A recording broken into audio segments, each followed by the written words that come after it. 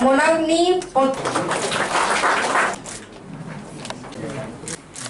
get ready from different areas.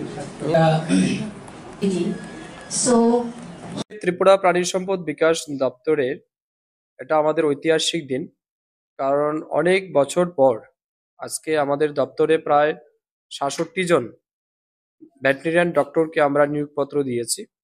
আমি মনে করি এই নিয়োগপত্র শুধুমাত্র তাদের জন্য ঐতিহাসিক নয়, কারণ আমাদের জন্য ঐতিহাসিক, কারণ আমাদের দপ্তরের অনেক বেশি গ্যাপ ছিল, ম্যান পাওয়ার শর্টেজ ছিল, যেটা পূরণ হবে এই অ্যাপয়েন্টমেন্টের ফলে।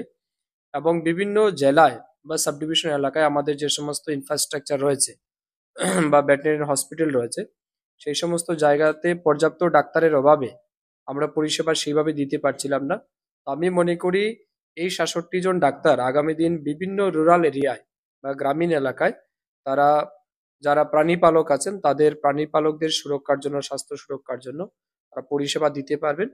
তার পাশাপাশি ত্রিপুরা প্রাণী সম্পদ বিকাশ দপ্তর যে সমস্ত স্কিম বা প্রজেক্ট মানুষের জন্য নিয়ে এসেছে বা স্যাংশন পেয়েছে, এগুলি ইমপ্লিমেন্ট করতেও অনেক বেশি সুবিধা হবে।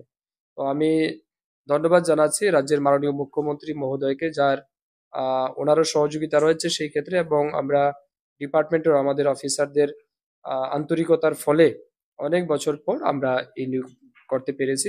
এবং এখনো আমাদের কাছে প্রায় ১০০টিরও বেশি ভ্যাকেন্ট পোস্ট রয়েছে। আজই আমাদের দপ্তরের সেক্রেটারি অ্যান্ড ডাইরেক্টরকে আমি বলেছি যে ইমিডিয়েটলি সেই প্রপোজাল, সেই রিক্রুটমেন্ট করার জন্য যাতে ক্যাবিনেটে পাঠানো হয়, এবং আমরা ক্যাবিনেটও আশা করব যাতে বাকি ডাক্তারদের নিয়োগ করার জন্য অ্যাপ্রুভাল তারা দিয়ে দেয়। তো আমি আশা করছি এই নিয়োগের ফলে রাজ্যের প্রাণী সম্পদ বিকাশ দপ্তর আরো বেশি শক্তিশালী হবে এবং মানুষের জন্য অনেক বেশি উপকারে আসবে। ওরা সামনের মাস থেকেই জয়েন করবে।